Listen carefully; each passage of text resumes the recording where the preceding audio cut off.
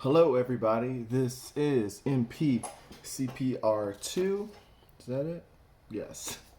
Everybody, this is MPCPR2 and we're going to continue reading the article on cryptocurrency. Remember to like, share, and subscribe to this very informative channel. As you can see, we got it looks a little better today. It looks a little better than it has, which is a good thing. So let's go ahead and begin. But before we begin, this is sponsored by Bang Energy. If you're not banging, start. Just playing, it's not. All right.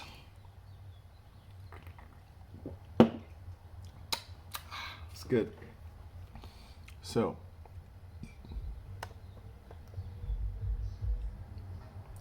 picking up where we left off on cryptocurrency is some cryptocurrency history. Let me zoom in a bit. All right, the first ever cryptocurrency was, drumroll please, Bitcoin. Okay, it's the most popular one. You probably have heard of Bitcoin more than any other in crypto history. Bitcoin was the first product of the first blockchain developed by some anonymous entity who went by the name Satoshi Nakamoto. Okay, Satoshi Nakamoto invented it. Satoshi released the idea of Bitcoin in 2008 and described it as a purely peer-to-peer version of electronic money.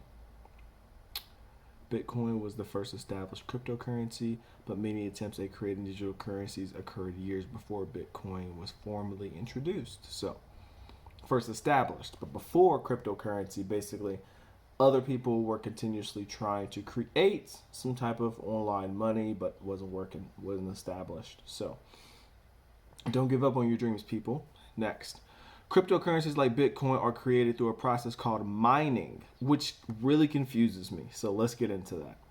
Very different than mining ore, of course, because it's not real. Mining cryptocurrencies involves powerful computers solving complicated problems. What? This doesn't make sense. So a computer solves a problem, and then you get Bitcoin, and then you use the answers to the solved problems to buy things? Doesn't make sense. Moving on. Bitcoin remained the only cryptocurrency until 2011. The Bitcoin enthusiasts started noticing flaws in it, so they decided to create alternative coins, also known as altcoins, to improve Bitcoin's design for things like speed, security, and anonymity, and more. Among the first altcoins was Litecoin, which aimed to become the silver to Bitcoin's gold. Okay, but as of the time of writing, more than 1,600 cryptocurrencies are available, and the number is expected to increase in the future. Key cryptocurrency benefits: still not convinced that cryptocurrencies or any other sort of decentralized money are a better solution than traditional government-based money. Here are a number of solutions that cryptocurrencies may be able to provide through their decentralized nature. Reducing corruption. With great power comes great responsibility, but when you give a ton of power to only one person or entity, the chances of their abusing that power increases. The 19th century British politician Lord Acton said it best: power tends to corrupt, and absolute power corrupts absolutely. Cryptocurrencies aim to resolve the issue of absolute power by distributing power among many people, or better yet, among all members of the network. That's the key idea behind blockchain technology anyway. Next thing it says for benefits of cryptocurrency is eliminating extreme money printing. Governments have central banks, and central banks have the ability to print money when they are faced with a serious economic problem. This process is called quantitative easing. By printing more money, a government may be able to bail out of debt or devalue its currency. However, this approach is like putting a bandage on a broken leg. Not only does it rarely solve the problem, but the negative side effects also can sometimes surpass the original issue. For example, when a country like Iran or Venezuela prints too much money, the value of its currency drops so much that inflation skyrockets and people can't even afford to buy everyday goods and services. Their cash becomes barely as valuable as rolls of toilet paper. Most cryptocurrencies have a limited set amount of coins available. While all those coins are in circulation, a central entity or company behind the blockchain has no easy way to simply create more coins or add onto its supply. That's because you have to mine to create the coins, and mining is computers solving complex problems to produce a coin to pay for things. I don't get it. Moving on. Next benefit of Bitcoin is giving people charge of their own money. With traditional cash, you're basically giving away all your control to central banks and governments. If you trust your government, that's great. But keep in mind that at any point, your government is able to simply freeze your bank account and deny access to your funds. For example, the United States. In the United States, if you do not have a legal will or own a business, the government... Whoa, hold up.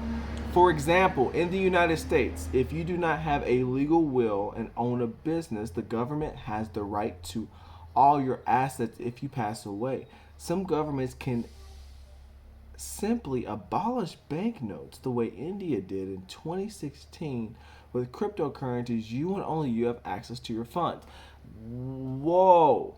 So you're telling me if I die and I don't have an actual will, the government can just say, you know what, we're taking all of that. Or business. Huh. Moving on. All right. Cutting out the middleman. With traditional money, every time you make a transfer, a middleman like your bank or digital payment service takes a cut. With cryptocurrencies, all the network members in the blockchain are the middleman. Their compensation is formulated differently from the flat money middleman, and therefore there is minimal comparison. There is minimal in comparison. Okay, whatever.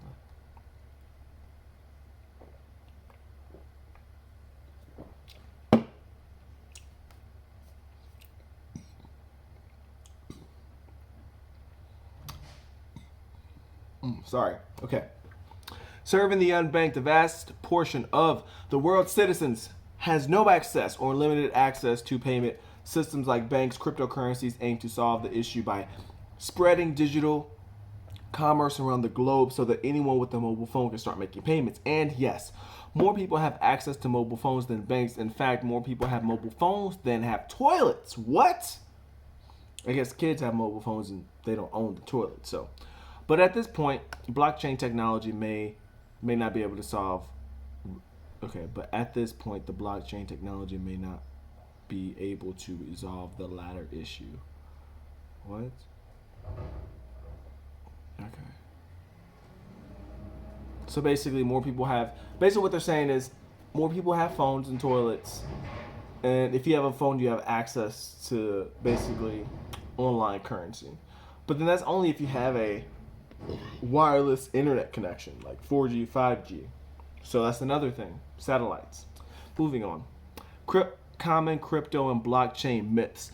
During the 2017 Bitcoin hype, a lot of misconceptions about the industry started to circulate. These myths have played a role in the cryptocurrency crash following that surge. The important thing to remember is that both the blockchain technology and its byproduct, the cryptocurrency market, are still in their infancy, and things are rapidly changing. Okay. Then it gives us a diagram, and I have no idea what it means. No idea at all. None. Zero idea. What is this? I don't know. Okay, moving on. All right. Okay, this is... You know what, guys? We're going to go ahead and move through this. We're going to go through this. Okay, let's go. All right, more benefits of cryptocurrency. Cryptocurrencies are good only for criminals. What? Oh, no.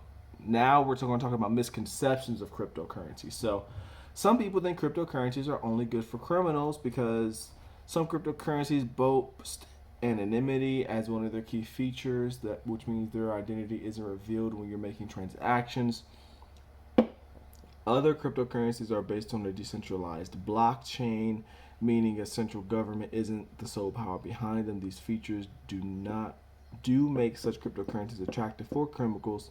However, law-abiding citizens in corrupt countries can also benefit from them. For example, if you don't trust your bank or your local bank or your country, then cryptocurrency can benefit you. So basically it's this. If you're going to do evil stuff with money, you're going to do evil stuff with money, whether it's cryptocurrency or whether it's real money. Okay? Doesn't matter. Okay, you can make anonymous transactions using all cryptocurrencies. For some reason, people equate Bitcoin to anonymity, but Bitcoin, along with other cryptocurrencies, doesn't incorporate anonymity at all. All transactions made using such cryptocurrencies are made on public blockchains. Some cryptocurrencies, such as Monero, do prioritize privacy, meaning no outsider can find the source amount or destination of transactions. However, most other cryptocurrencies, including Bitcoin, don't operate that way. So, some cryptocurrencies are privatized, some are not. It's on a public blockchain. You get more cryptocurrencies by mining, because computers solve complex problems which somehow produce a coin. What? I don't get it. But I understand. I have the information, so if I took a test, I could say yes. But I'm like, why is it that there's this like I don't get it. Okay. All right. The only application of blockchain is Bitcoin. The idea couldn't be further from the truth.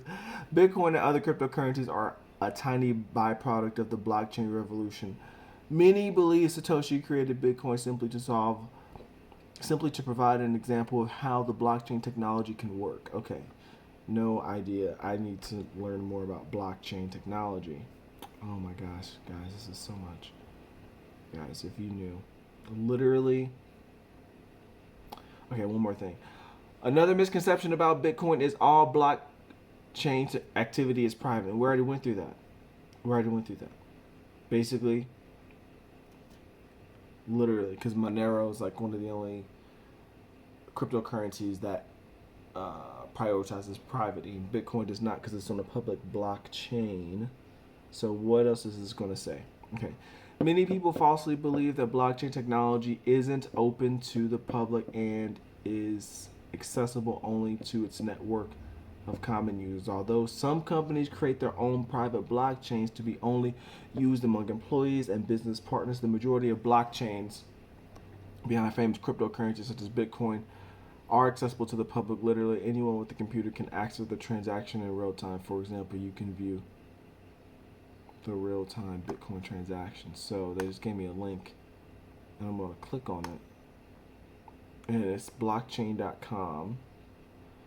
And okay, it says the world's most popular way to buy, sell, and trade crypto. And it looks like the most popular Bitcoins, I guess they have on the front, there's Bitcoin BTC, there's Ethereum, there's Stellar, that sounds cool, and then there is Bitcoin Cash. Stellar is 40 cents. I want some Stellar. I just want to say, you know, I got that Stellar. What you talking? Huh? So yeah. And then it has something called Wallet, the easiest and most powerful crypto wallet. Buy, sell crypto in minutes. Get started.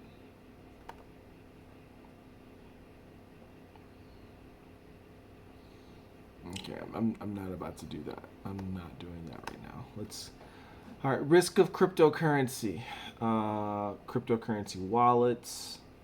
Let's see. Okay. You know what, guys? How much is left? So, all right. So we're at risk of cryptocurrency now. We're going to stop the video here. It's been 14 minutes, guys. This is part 2 of the cryptocurrency article on dummies.com. And once again, it was written by Kiana Daniel. I do not own this information. I am simply reviewing it. Okay? I'm simply reviewing it. And that is all that I am doing. So, I hope you enjoyed this video and understanding a little bit about cryptocurrency and where it comes from. Because it's mined. And mining means not like mining ore, because that's a physical thing. Computer mining, which is a computer solving a complex problem, which produces a Bitcoin. What? Why? Now, the whole decentralized money thing makes sense. Private transactions make sense. Access to the public makes sense. But the mining thing still doesn't make sense. Anyway, guys, that's all. Like, share, and subscribe. Once again, this is MPCPR2. Momentum, pressure, control, pray, re-educate. Have a good day. I'll see you guys next time.